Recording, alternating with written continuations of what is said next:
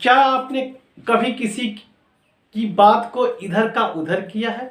क्या आपने दो लोगों के बीच की हुई बात को तीसरे व्यक्ति में शेयर किया है? क्या आपने किसी के बीच में लाई लगाया है? या और शुद्ध रूप से कहे, क्या आपने कभी किसी की चुगली करी है? नहीं, तो आज हम लोग पढ़ते हैं क्या चुगली करना? जी नहीं, हम लोग पढ़ते हैं डायरेक्ट और इनडायरेक्ट। ग्रामर में एक ऐसा चैप्टर है जो चुगली करने का मौका देता है। सर आप कहेंगे सर कैसे? आइए उसी के बारे में आज बिल्कुल सिंपल टिप्स और ट्रिक्स के माध्यम से सीखते हैं। मैं आज आप लोगों को सिखाऊंगा डायरेक्ट से इनडायरेक्ट बनाना। इसके पहले कि आज की कक्षा मैं प्रारंभ करूं, आप जान लीजिए मेरे बारे में। मैं योगेंद्र कुमार दुबे और आप देख रहे हैं मेरा channel grammar with Yogendra sir, जहां आपको मिलती है आपकी समस्याओं के 100% समाधान 100% संतुष्टि के साथ। आइए मित्रों स्टार्ट करते हैं आज की वीडियो। इसके पहले कि यदि आप मेरे चैनल पर नए हो तो मेरे चैनल को सब्सक्राइब जरूर करके बेल नोटिफिकेशन को ऑन कर लीजिएगा मित्रों। आइए शुरू करते हैं। मैंने यहाँ पे लिख रखा है डायरेक्ट एंड इनडायरेक्ट नरेशन। बहुत बच्चे परेशान रहते हैं कि सर डायरेक्ट और इनडायरेक्ट मुझको नहीं आता है। विली विश्वास रखिए, केवल आप वीडियो पे लास्ट तक बने रहिए। आज मैं डायरेक्ट और इनडायरेक्ट के कॉन्सेप्ट को 100% आपको क्लियर करवा दूंगा और आपको सारी चीजें समझ में आ जानी है कि कैसे कैसे क्या होता है डायरेक्ट और इनडायरेक्ट के माध्यम से। आइए पहले हम समझते हैं डायरेक्ट और इनडायरेक्ट का कॉन्सेप्ट क्या होता है। कॉन्सेप्ट डायरेक्ट इनडायरेक्ट होता क्या है, आइए हम समझते हैं। देखिए मैंने यहाँ पे डायग्राम के माध्यम से दो लड़कियों का नाम बनाया है ना। एक है सारिका, है ना, और दूसरी है बबीता, है ना। तो सारिका और बबीता आपस में मिल रही हैं, तो इनके बीच में आपस में करिए जो बातचीत हो रही है ना, जो कन्वर्सेशन चल रहा है, ये इनसे कुछ कर रही है और ये इनसे कुछ कर रही है ना। इनके मुंह से यहाँ से बात निकल रही है, इनके मुंह से यहाँ से बात निकल रही है, ये इनसे कुछ कर रही है और ये इनसे बात कर रही है। अब एकदम स्पष्ट रूप से आप समझ रहे हैं, है ना। तो जो प्रत्यक्ष रूप से दो व्यक्तियों के बीच में बात होता है वही होता है डायरेक्ट, है ना। डायरेक्ट आप लोगों को यदा कदा कहते हुए सुने होंगे, क्या जवन कहे क्या मुंहे पर कहा, है ना, या जवन कहे क्या प्रत्यक्ष कहिए। कैसा? मुंह पे, पीठ पीछे बात मत करिए। तो जो बातें पीठ पीछे होती हैं वो हो जाती है इनडायरेक्ट, और जो बातें आपके चेहरे के सामने होती हैं आमनी सामना, वही होता है डायरेक्ट। बस यही इसका कॉन्सेप्ट है। जो आपसे आकर के आपके चेहरे पे जो कहना हो कह दे, आपके समक्ष जो कहना हो कह दे, वो हो गया डायरेक्ट। और जो आपके पीठ पीछे बात की जाती है वही होता है इनडायरेक्ट। बस कॉन्सेप्ट हमारा क्लियर है। तो यहाँ पे मैं वही बता रहा हूं, अगर सारिका और बबीता आपस में आमने सामने आकर के बातचीत कर रही हैं, ये हो गया इनका जो कन्वर्सेशन है, ये कहा जाएगा डायरेक्ट नरेशन, डायरेक्ट कथन। तो आप कहेंगे सर इनडायरेक्ट कब होगा? मान लीजिए ये जो है सारिका और ये जो है बबीता, यह एक यहाँ आपस में जो बात कर रही थी वह किसके बारे में बात कर रही थी? दीपा के बारे में बात कर रही थी। किसके बारे में बात कर रही थी? दीपा के बारे में बात कर रही थी। तो इनडायरेक्ट क्या हुआ? जब यहाँ से बात खत्म हो गई तो बबीता गई दीपा के पास और वहां चुगली कर दिया। वहां इधर की बात को इधर उसने पहुंचा दिया, अर्थात इसके यहाँ पे जो बात हुई थी यहाँ पे ला करके कह दिया क्या कि आज तो है सारिका ऐसे ऐसे कह रही थी, आज आपको सारिका ऐसे ऐसे कह रही थी। ये क्या हो गया? इनडायरेक्ट। क्यों? क्योंकि यहाँ पे बात थी सारिका और बबीता के बीच में। सारिका और बबीता के बीच में जो बात थी उस बात का रहस्य कौन जान गया? उस बात का रहस्य जान गई दीपा। कौन जान गई?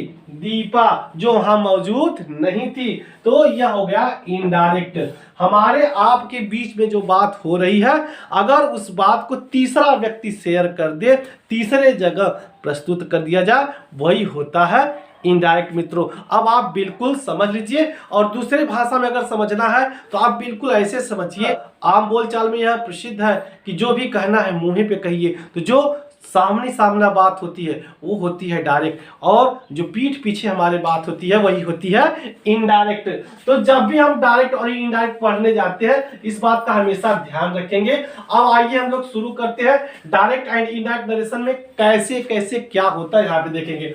डायरेक्ट और इनडायरेक्ट पढ़ने के लिए हमको दो चीज समझना अनिवार्य है। पहली चीज है डायरेक्ट नरेशन। आप कहेंगे सर डायरेक्ट नरेशन क्या होता है, ये समझिए। क्योंकि जो प्रश्न आता है डायरेक्ट से हमको इनडायरेक्ट में बनाने के लिए दिया जाता है, तो हम समझेंगे डायरेक्ट नरेशन क्या होता है। अगर परिभाषा सुनेंगे मित्रों, परिभाषा समझेंगे, तो परिभाषा कहता है यदि वक्ता के द्वारा जो कथन कहा जाता है उसमें बिना कोई परिवर्तन किए रख देने की कला को ही डायरेक्ट नरेशन कहा जाता है। तो क्या है? ये है परिभाषा। जो वक्ता कहता है उसके कथन को ज्यों का त्यों रख देना ही डायरेक्ट नरेशन कहलाता है। जैसे यहाँ पे हम कह सकते हैं he says, comma inverted comma में, Ram is a good boy.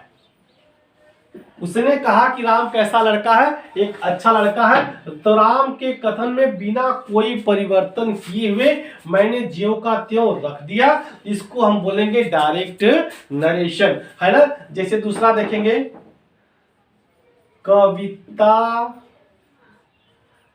Says to me the sun is hot, the sun is hot. अब कविता मुझसे कहती है, क्या कहती है? कि सन इज हॉट, सूर्य गर्म है। इसमें हम बिना कोई परिवर्तन किए हुए इसको उठा करके रख दिए, तो इसी को बोलेंगे आप डायरेक्ट नरेशन। अच्छा, डायरेक्ट नरेशन की पहचान क्या है, कैसे पहचानेंगे कि यह डायरेक्ट नरेशन है? तो डायरेक्ट नरेशन की पहचान के तहत आप समझ लीजिए, डायरेक्ट नरेशन में कॉमा और इन्वर्टेड कॉमा का प्रयोग होता है। पूरा यहां से यहां तक जो है उसको आप कहेंगे डायरेक्ट नरेशन। पहचान क्या है? कि डायरेक्ट नरेशन में सदैव कॉमा और इन्वर्टेड कॉमा का प्रयोग किया जाता है। जैसे यहाँ पे देखेंगे ही सेज, कॉमा लग गया, इन्वर्टेड कॉमा लगा हुआ है, कॉमा और इन्वर्टेड कॉमा लगा हुआ है, तुरंत समझ जाइए कि यह कथन जो है डायरेक्ट नरेशन में है, डायरेक्ट स्पीच में है। Kavita says to me the sun is hot, है ना। कविता ने मुझसे क्या कहा कि सन कैसे है? गर्म है। यहाँ पे कॉमा लगा हुआ है, यहाँ पे इन्वर्टेड कॉमा लगा हुआ है, हम समझ जाएंगे कि यह क्या है? डायरेक्ट नरेशन है। तो हमने समझ लिया कि डायरेक्ट नरेशन क्या होता है।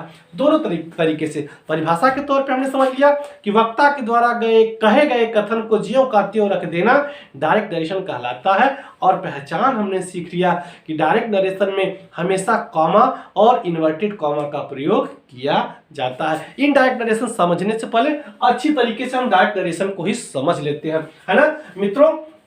डायरेक्ट नरेशन के भाग को देखेंगे, इसको बांट दिया जाता है। डायरेक्ट नरेशन को बांट देते हैं। कहां बांट देते हैं? डायरेक्ट नरेशन के दो भाग होते हैं। नंबर एक रिपोर्टिंग वर्ब, रिपोर्टिंग वर्ब, और नंबर दो हो जाता है रिपोर्टेड स्पीच, रिपोर्टेड स्पीच। अब आप कहेंगे सर ये रिपोर्टिंग वर्ब क्या है और ये रिपोर्टेड स्पीच क्या है? बिल्कुल सही प्रश्न आपका है। ये पार्ट किसके हैं मित्रों? यहाँ पे समझिएगा, it's a part of direct narration. यह डायरेक्ट नरेशन का पार्ट है। अभी हमने देख लिया कि डायरेक्ट नरेशन क्या कहा, किसे कहते हैं। डायरेक्ट नरेशन वो है जिसमें कॉमा और इन्वर्टेड कॉमा का प्रयोग किया जाए। तो इसी डायरेक्ट नरेशन के दो पार्ट होते हैं। यही जो पूरा है ना, पूरे की बात हो जाए तो पूरा है डायरेक्ट नरेशन। अब इसके मैंने दो पार्ट आपको बता दिए। क्या बता दिया? रिपोर्टिंग वर्ब, और इधर बता दिया रिपोर्टेड स्पीच। तो परिभाषा रटने की तरफ आप मत जाइए, केवल समझने की तरफ आप जाइए, है ना। तो वक्ता जिस फाइनाइट वर्ब से बात को कहना प्रारंभ करता है उसे आप कहते हैं क्या? Reporting verb. और जो कुछ वक्ता के द्वारा कहा जाता है वो हो जाता है रिपोर्टेड स्पीच। ये तो परिभाषा है, परिभाषा को किसको पढ़ी है मित्रों, अब पहचान लेते हैं। एक चीज समझिए, जो इन्वर्टेड कामा के बाहर हो उसे आप कह दीजिए रिपोर्टिंग वर्ब हमेशा हमेशा के लिए। रिपोर्टिंग वर्ब के बाद हमेशा सिंगल कॉमा लग जाता है, ये आप ध्यान में रखिएगा। और रिपोर्टेड स्पीच जो दूसरा पार्ट है इसको हमेशा डबल इन्वर्टेड कॉमा के अंदर ही रखा जाता है। आप देखेंगे मैंने क्या बताया, आपने क्या सीखा। पूरे को क्या बोलेंगे, पूरा है डायरेक्ट नरेशन। डायरेक्ट नरेशन के कितने भाग आप बताएंगे, डायरेक्ट नरेशन के 2 भाग, रिपोर्टिंग वर्ब और रिपोर्टेड स्पीच। रिपोर्टिंग वर्ब क्या है, जो इन्वर्टेड कॉमा के बाहर है या जिसके बाद एक सिंगल कॉमा लगा हुआ है उसे हम बोलेंगे रिपोर्टिंग वर्ब। तो रिपोर्टेड स्पीच क्या है, जो इन्वर्टेड कॉमा के अंदर है उसे हम कहेंगे रिपोर्टेड स्पीच। तो आइए हम कुछ सेंटेंस दे रहे हैं जिसके माध्यम से आप तुरंत हमको बताइए कि यह कौन सा स्पीच है और इसमें रिपोर्टिंग वर्ब क्या है और रिपोर्टेड स्पीच क्या है। यहाँ पे देखिए, यहाँ पे मैं आपको देने जा रहा हूँ 2-3 सेंटेंस जिसको आप करके तुरंत अपने कॉन्फिडेंस लेवल को बढ़ा लेंगे। जैसे मैंने यहाँ पे दिया, he says comma inverted comma में विनोद इज अ डॉक्टर। अगला देखेंगे, Ravi said Lata is a good girl. चलिए, है ना। तो अगर हमसे पूछा जाए he says Vinod is a doctor, अगर पहला प्रश्न इसमें आपसे पूछा जा रहा है कि पूरे को पढ़ के बताइए कौन सा स्पीच है, तो कौन सा स्पीच पहचान लेंगे मित्रों, बिल्कुल सही कहा, है ना। इसमें कॉमा और इन्वर्टेड कॉमा दोनों लगा है, स्पीच की बात चलेगी तो ये पूरा हो जाएगा डायरेक्ट स्पीच चाहे डायरेक्ट नरेशन। डायरेक्ट स्पीच या डायरेक्ट नरेशन के कितने भाग होते हैं मैंने आपसे पूछ दिया तो आप कहेंगे 2। आप मैंने पूछा कौन कौन, तो आप कहेंगे रिपोर्टिंग वर्ब और रिपोर्टेड स्पीच। मैंने कहा इसको आप डायरेक्ट नरेशन मानते हो, कहेंगे बिल्कुल मानते हैं। इसके दोनों पार्टों को अलग अलग कर दीजिए, बता दीजिए इसमें रिपोर्टिंग वर्ब कहां से कहां तक होगा और रिपोर्टेड स्पीच कहां से कहां होगा। तो आइए देख लेते हैं। ही सेज के बाद कॉमा लगा हुआ है, जिसके बाद कॉमा लग जाता है तो ये हो जाता है रिपोर्टिंग वर्ब, है ना। और जो इन्वर्टेड कॉमा के अंदर है विनोद इज अ डॉक्टर, यहां भी इन्वर्टेड कॉमा, ये दोनों बंद है। जो इन्वर्टेड कॉमा के अंदर है वो है रिपोर्टेड स्पीच, ये है RS, है ना, ये है RV। तो रिपोर्टिंग वर्ब और रिपोर्टेड स्पीच यह बहुत ही महत्वपूर्ण अंग है मित्रों, डायरेक्ट और इनडायरेक्ट का। यदि आपको डायरेक्ट और इनडायरेक्ट अच्छे से सीखना है तो रिपोर्टिंग वर्ब और रिपोर्टेड स्पीच के अंतर को, उसके भेद को समझते रहिए। ये रिपोर्टिंग वर्ब है और ये रिपोर्टेड स्पीच है, क्योंकि आगे जैसे जैसे आप आगे बढ़ते जाएंगे वहां केवल आपको रिपोर्टिंग वर्ब और रिपोर्टेड स्पीच कह के ही संबोधित किया जाएगा और उसी के आधार पे हमारी बातें आगे बढ़ेंगी। Ravi said Lata is a good girl, Ravi says Lata is a good girl. तो यहाँ पे हम देखते हैं कि पूरे को क्या बोल देंगे सर, आप कहेंगे सर पूरे को हम बोल देंगे डायरेक्ट नरेशन। तो डायरेक्ट नरेशन के कितने पार्ट होते हैं, तो आप कहेंगे सर डायरेक्ट नरेशन के 2 पार्ट होते हैं, रिपोर्टिंग वर्ब और रिपोर्टेड स्पीच। तो मैंने कहा कि चलो रिपोर्टिंग वर्ब को अलग कर दीजिए, तो आपने कहा बहुत आसान बात है सर, इसमें क्या है कॉमा लगा है तो, और ये इन्वर्टेड कॉमा से भीतर है, जो अंदर है उसको मैं जानता हूं, जो बाहर है उसको भी मैं जानता हूं। जो बाहर है उसको हम बोलते हैं रिपोर्टिंग वर्ब और जो अंदर है उसको बोलते हैं रिपोर्टेड स्पीच। तो हमने सीख लिया, क्या सीखा कि डायरेक्ट नरेशन क्या होता है, वक्ता के द्वारा कही गई बात को ज्यों का त्यों रखना डायरेक्ट नरेशन कहा जाता है। और डायरेक्ट नरेशन के 2 भाग होते हैं, क्या, रिपोर्टिंग वर्ब और रिपोर्टेड स्पीच। जो इन्वर्टेड कॉमा के बाहर होता है रिपोर्टिंग वर्ब और जो इन्वर्टेड कॉमा के अंदर होता है रिपोर्टेड स्पीच। अब हम लोग सीखेंगे डायरेक्ट से इनडायरेक्ट बनाना। क्या सीखेंगे मित्रों, डायरेक्ट से इनडायरेक्ट बनाना, ठीक। तो अगर मान लीजिए इस वाक्य को डायरेक्ट से इनडायरेक्ट बोलते हैं। इनडायरेक्ट नरेशन है क्या? वक्ता के द्वारा कही गई बातों का भावार्थ प्रकट करना, है ना। इनडायरेक्ट नरेशन क्या है? अगर मैं मुझसे कोई कहा है कि अरे यार श्याम बहुत बदमाश लड़का है ना, तो मैं अगर किसी तीसरे के पास जा रहा हूं तो कहूंगा विवेक ने मुझसे कहा कि श्याम बहुत बदमाश लड़का था, है ना। तो वही उसके सारांश को हम लोग प्रकट करते हैं, इसीलिए उसका टेंस भी बदल जाता है। जो बात अभी हो रही है मैं किसी और से प्रकट करूंगा तो वह बात बीत गई होगी, तो जो बातें बीत गई होगी उसके लिए पास्ट टेंस का प्रयोग करते हैं, इसलिए वहां टेंसेस परिवर्तन भी जरूरी होता है डायरेक्ट और इनडायरेक्ट में। तो कैसे करेंगे, डायरेक्ट से इनडायरेक्ट कैसे बनाएंगे, उसके लिए कुछ नियम है, आइए उसको भी हम लोग देख लेते हैं मित्रों। डायरेक्ट से इनडायरेक्ट बनाने के जो बेसिक रूल्स हैं उसमें हम उनको सेंटेंस के हिसाब से बांट करके समझते हैं। जैसा कि हम जानते हैं कि सेंटेंस 5 प्रकार के होते हैं, तो सबसे पहले हम लोग टारगेट करेंगे असर्टिव सेंटेंस को। असर्टिव सेंटेंस का डायरेक्ट से इनडायरेक्ट हम कैसे बनाते हैं, क्या उसके बेसिक रूल्स है, आइए हम लोग देखते हैं। तो हमने यहाँ पे लिख दिया है असर्टिव सेंटेंस। असर्टिव सेंटेंस में एक बेसिक रूल हमेशा आपको गट्ठी बांध के रखना है, और रूल नंबर 1 है वो क्या, कि जब भी आप कॉमा और इन्वर्टेड कॉमा को हटा करके वाक्य को जोड़ने का प्रयत्न करेंगे या वाक्य को जोड़ेंगे तो हमेशा आप क्या लगा देंगे, दैट। एक कनेक्टिव वर्ड, एक कंजक्शन का प्रयोग असर्टिव सेंटेंस में हमेशा होता रहेगा, है ना। क्योंकि हम जानते हैं कि डायरेक्ट और इनडायरेक्ट के बीच में क्या होता है, यहाँ पे कॉमा होता है ना, और यहाँ पे इन्वर्टेड कॉमा होता है। तो ये जब भी हटेगा तो इसके बीच में हमेशा कौन सा कंजक्शन वर्ड आएगा, दैट आएगा, और इसका जो हिंदी अर्थ आएगा वो ककारवाचक होगा, कि क्या, कि क्यों, कि कैसे, है ना, कि ककारवाचक आएगा। अब असर्टिव सेंटेंस को अगर हम समझते हैं तो जाहिर सी बात है असर्टिव सेंटेंस को समझने के लिए हमें यह जान लेना ज़्यादा उपयोगी है कि असर्टिव सेंटेंस को हम 3 टॉपिक्स के माध्यम से समझते हैं। पहला टॉपिक और सबसे इंपॉर्टेंट टॉपिक होता है टेंस संबंधी परिवर्तन के नियम। आइए हम इस पे थोड़ा सा फोकस करते हैं मित्रों, है ना। टेंस संबंधी परिवर्तन के नियम। इसके बाद वाली जो टॉपिक आती है वो आती है प्रोनाउंस संबंधी परिवर्तन के नियम, और उसके बाद वाली होती है नजदीकी सूचक शब्दों को दूरी में परिवर्तन करने संबंधी नियम। ये 3 टॉपिक्स होती है। तो आज हम लोगों ने इसको लिया है टेंस संबंधी परिवर्तन के नियम को। इसको समझना बहुत जरूरी है।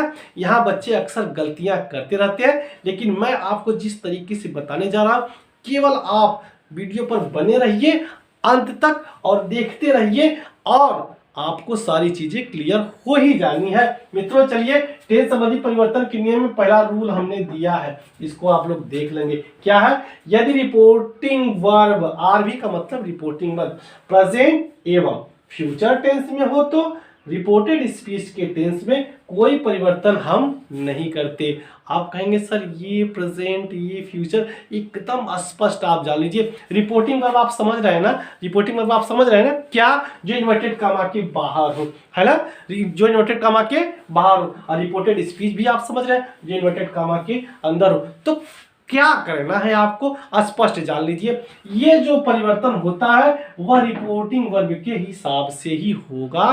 तो मुख्य कौन, ये रिपोर्टिंग वर्ब जो आगे वाला है, है ना, ये जो आगे वाला, अर्थात रिपोर्टिंग वर्ब जिसके बाद केवल सिंगल कॉमा लगता है ना, यही मुख्य भूमिका निभाएगा मित्रों।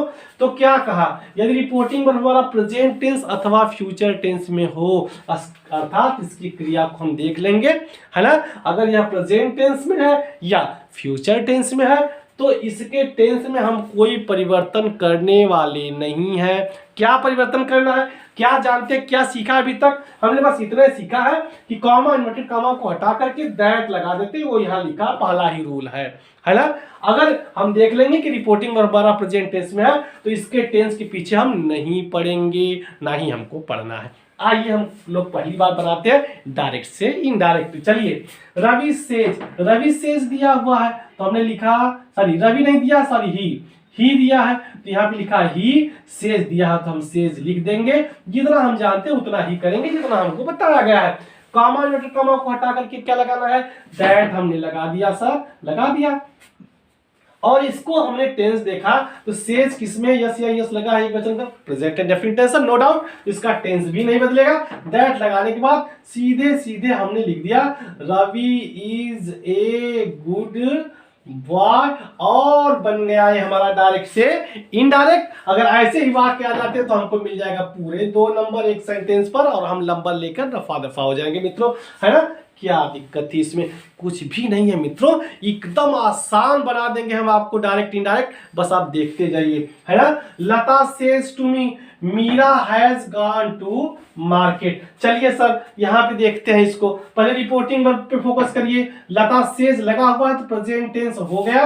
अब इसको लिख लेंगे हम लता सेज टू, यहाँ पे कर देंगे हम टेल्स, है ना, लता टेल्स मी। अब यहाँ पे कामा नोकामा हटा के लगा देंगे दैट। अब आप एक प्रश्न कर सकते हो और आपके मन में कौतूहल उठा होगा, मैं जानता हूं, घबराइए मत, वहां पे मैं पहुंच ही रहा हूं, परेशान मत होइए। आप कहेंगे सर यहाँ सेज का आपने सेज रहने दिया और यहाँ क्यों इस सेज को टेल्स में कर रहे हैं, क्या ऐसी इसमें खास बात आ गई, क्या इसने फेयर एंड लवली लगाया है? जी नहीं, फेयर एंड लवली नहीं लगाया है, इसने अपने साथ ऑब्जेक्ट लिया है, इस बात को आप देख लीजिए। यहाँ पे क्यों सेज का टेल्स नहीं हुआ और यहाँ पे क्यों सेज का टेल्स हो रहा है, सब अंतर केवल ऑब्जेक्ट का है। पहले वाले वाक्य में ही सेज के बाद टू लगा है, आप बताइए नहीं लगा है, तो ही सेज टू मी रहता, चाहे टू हिम रहता, चाहे टू हर रहता, इस क्रिया का कोई ऑब्जेक्ट रहता तो इसका भी हम परिवर्तन कर देते। अगर ऑब्जेक्ट नहीं है तो इसको जियो का त्यों रहने देते, यही नियम होता है। यहाँ पे मैंने लिख रखा है, देखेंगे डायरेक्ट और इनडायरेक्ट में अगर सेज के बाद टू लगा हुआ है तो टू आएगा तो ऑब्जेक्ट आइबे करेगा। तो अगर सेज के बाद टू है तो उसको आप बदलेंगे टेल्स में, से के बाद टू है तो टेल में, विल से टू को विल टेल में और हैड से टू को हैज टोल्ड में बदल देते हैं। ये सारा कहानी किसका है अब आप समझ गए होंगे, किसका, इसी ऑब्जेक्ट का है जो सेज टू मी आया हुआ है। इसमें आया है नहीं आया है, जहां जहां क्रिया का ऑब्जेक्ट आ जाएगा उसको हम इस प्रकार से परिवर्तन कर देंगे। चलिए लता टेल्स मी दैट, यहाँ पे हम लोग देख लेते हैं sir, Meera has gone to market. अब इसके टेंस में तो हमको परिवर्तन करना ही नहीं था, क्यों, क्योंकि रिपोर्टिंग वर्ब प्रेजेंट टेंस में था, बस इसी टेंस का फोकस करना, प्रेजेंट टेंस और फ्यूचर टेंस। यदि रिपोर्टिंग वर्ब हमारा प्रेजेंट टेंस और फ्यूचर टेंस में होगा तो रिपोर्टेड स्पीच को टेंस को हम बदल लेंगे ही नहीं। आगे आके देख लेते हैं, यू से मीरा इज अ डॉक्टर, है ना, दूसरा वाक्य। पूरे को आप क्या बोल देंगे सर, पूरे को आप बोलेंगे डायरेक्ट नरेशन। इस डायरेक्ट नरेशन के कितने भाग आप कहेंगे, तो कौन, reporting verb, reported speech. Reporting verb क्या है, यू से, किस टेंस में है, आप कहेंगे प्रेजेंट टेंस में। रिपोर्टेड स्पीच का टेंस बदलेगा, आप कहेंगे नहीं, क्योंकि ऐसा नियम है। तो चलिए बना लेते हैं, यू से को कर देंगे टेल में, बोलिएगा होगा टेल, नहीं होगा, बिल्कुल सही बताया आपने। क्यों नहीं होगा, क्योंकि से के बाद ऑब्जेक्ट नहीं है, अर्थात से टू नहीं है, तो से का से रहने देते हैं। तो यू से कॉमा कम हटाएंगे, क्या लगाते हैं, दैट। आगे कुछ करना ही नहीं हमको, कुछ बताया नहीं गया, दैट के बाद तो ऐसे उतार लेंगे, क्यों, क्योंकि रिपोर्टिंग हमारा प्रेजेंट टेंस में है, तो टेंस तो बदलना नहीं है ना। तो मीरा इज अ डॉक्टर। अब बताइए कितना सरल है, यहाँ पे सब कुछ हटा करके फुल स्टॉप लगा देंगे, है ना। करीम will say Ramesh is a teacher, पूरे को क्या बोलेंगे आप, उत्तर आएगा डायरेक्ट नरेशन। डायरेक्ट नरेशन के कितने भाग, 2 भाग, reporting verb, reported speech. Reporting verb क्या है, करीम विल से, है ना, किस टेंस में है, विल देखेंगे तो बता देंगे, फ्यूचर करेंगे दिल से यानी विल से, जहां विल से मिले वो फ्यूचर, तो ये है फ्यूचर टेंस में, अर्थात इसका टेंस बदलेगा नहीं बदलेगा। तो चलिए करीम विल से का विल टेल होगा, आप बोलेंगे नहीं होगा, क्योंकि इसमें भी ऑब्जेक्ट नहीं है। तो will say comma inverted comma को हटा क्या लगा देंगे, दैट, बिल्कुल लगा दिए। और आगे के वाक्य में रमेश इज का आवाज होगा नहीं, क्योंकि यह फ्यूचर टेंस में है, तो रमेश इज अ टीचर। यहाँ पे कॉमा इन्वर्ट कॉमा को हटा के लगा देंगे फुल स्टॉप। अगला सेंटेंस, मीरा हैज सेड, तो चलिए मीरा हैज सेड, सेड के बाद टू नहीं लगा है तो हैज सेड ही हो जाएगा। Has said comma inverted comma हटाएंगे, आप लगाएंगे दैट। ये देखेंगे लता इज ब्यूटीफुल, तो लता इज का आवाज होगा, आप बताइए इज का आवाज होगा मित्रों? नहीं होगा। क्यों नहीं होगा? क्योंकि हमारा रिपोर्टिंग वर्ब प्रेजेंट टेंस में बिल्कुल सही बताया आपने। तो लता इसका इज ही रहेगा, लता इज ब्यूटीफुल। तो इस प्रकार से देखा आप लोगों ने कि कितने आसान तरीके से आज हम लोगों ने डायरेक्ट और इनडायरेक्ट के कॉन्सेप्ट को भी समझा है, और उसके पहले रूल्स को, असर्टिव सेंटेंस के पहले रूल्स को कि कब टेंस, रिपोर्टेड स्पीच का टेंस नहीं परिवर्तित होता, उसको भी समझा है। अगले वीडियो में मैं आपको बताऊंगा रिपोर्टेड स्पीच का टेंस कब परिवर्तित होता है और कैसे कैसे परिवर्तित होता है। आगे की जानकारी लेने के लिए तुरंत सब्सक्राइब करिए आप मेरे चैनल को और बने रहिए। मित्रों, एक क्वेश्चन मैं आपके लिए पुट अप कर रहा हूं। अगर आपने मेरी बातों को समझा है, अगर आपको कुछ आता है या जो भी आपने पकड़ लिया है हमारी बातों से, तो उसका कमेंट बॉक्स में उत्तर जरूर लिख भेजेंगे। प्रश्न देख लीजिएगा मेरा है, ही सेज कॉमा इन्वर्टेड कॉमा में किरण इज अ रेसर। ये मैंने दे दिया है आपको, है ना। इसमें आपको तीन चीज बताना है, रिपोर्टिंग वर्ब क्या है, रिपोर्टेड स्पीच क्या है, और इसका डायरेक्ट से इनडायरेक्ट बनाना है। इतनी चीज करके कमेंट बॉक्स में दीजिएगा। अगले वीडियो में हम आपके लिए लेके आएंगे क्या, इसी टेंस को कैसे परिवर्तित, रिपोर्टिंग वर्ब अगर पास्ट टेंस में हो जाए तो रिपोर्टेड स्पीच का टेंस कैसे परिवर्तित होगा, उसका सारा विस्तृत व्याख्या बिल्कुल सिंपल और आसान तरीके से। तब तक के लिए नमस्कार।